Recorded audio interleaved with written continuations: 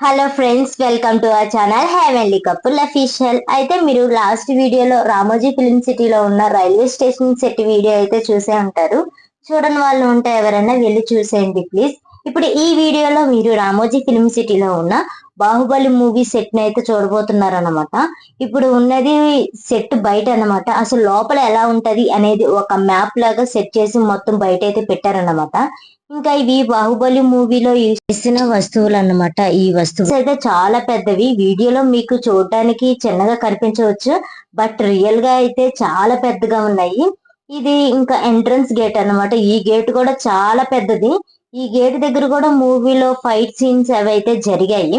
లోపలికి వెళ్ళగానే మనకి రైట్ సైడ్ ఒక పెద్ద ఏనుగు, లెఫ్ట్ సైడ్ ఒక పెద్ద ఏనుగు అయితే వెల్కమ్ చెప్పేసాయి. లోపలికి వెళ్ళిన తర్వాత ఈ సెట్ లోపల ఎలా ఉంటది అనేది ఒకసారి ఈ వీడియోలో చూసేయండి. అసలు ఎంత అందంగా ఉందో చూడడానికి. నెక్స్ట్ మీకు కనిపించే బ్రిడ్జ్ దగ్గరే Prabhas and Rana fight scene అయితే ఈ బ్రిడ్జ్ దగ్గరే జరిగిందనమాట. బాహుబలి మూవీలో ప్రభాస్ పూజించే శివలింగం ఉంది కదా, అది ఈ శివలింగమేనండి. ఈ ప్లేస్ అయితే చాలా బాగుంది చూడడానికి. అయితే ఎంత అందంగా ఉందో మీరు ఒకసారి చూసేయండి ఈ శివలింగాన్ని. ఇంకా అనుష్కని గొలుసులతో బంధిస్తారు కదండి, అది ఈ ప్లేస్ లోనే అన్నమాట. ఇక్కడ గొలుసులు కూడా ఉన్నాయి, అలాగే అనుష్క బొమ్మలు అయితే పెట్టారన్నమాట. ఇక్కడే పొలలు ఏరుకుంటూ క్షితి పేరుతున్నట్టు మూవీలో ఈ లొకేషన్ లోనే చూపిస్తారన్నమాట. మూవీలో మనకి అనుష్కని ఒక చోటులో బంధించినట్టు చూపిస్తారు కదా, ఆ బంధించిన చోటే ఇదండి. ఇక్కడే లోపల బంధించి ఉంచుతారనమాట అనుష్కని.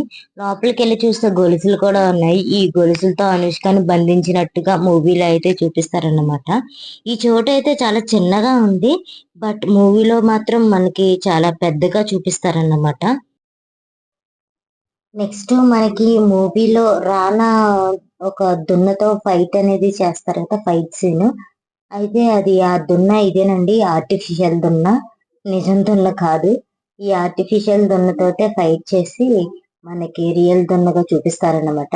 ఆ దున్న ఒకసారి చూసేయండి.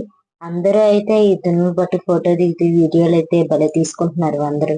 రమ్యకృష్ణ, రానా, ప్రభాస్ సింహాసనం మీద కూర్చొని రాజ్యాన్ని పాలిస్తారు కదా, ఆ ప్లేస్ ఇక్కడేనండి.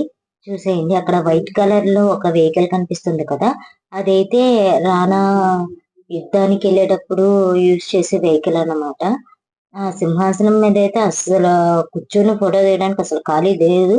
1 మినిట్ కూడా ఖాళీ లేదు. ఒకరి తర్వాత ఒకరు దిగుతూనే ఉన్నారు. అక్కడైతే అసలు ఖాళీ లేదు. మేమైతే అక్కడికి అయితే వెళ్ళలేదు.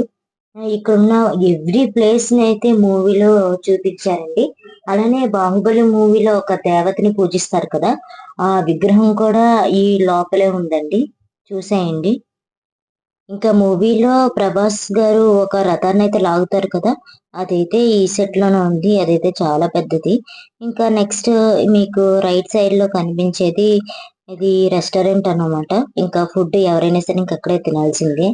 ఇంకా ఫుడ్ కాస్ట్ వచ్చేసరికి చాలా ఎక్కువగా ఉంటుందండి. ఒక బిర్యానీ బాక్స్ వచ్చేసరికి 600 అట్లా ఉంటది. బయట ఫుడ్ అయితే లోపలికి అయితే అలౌ చేయరు.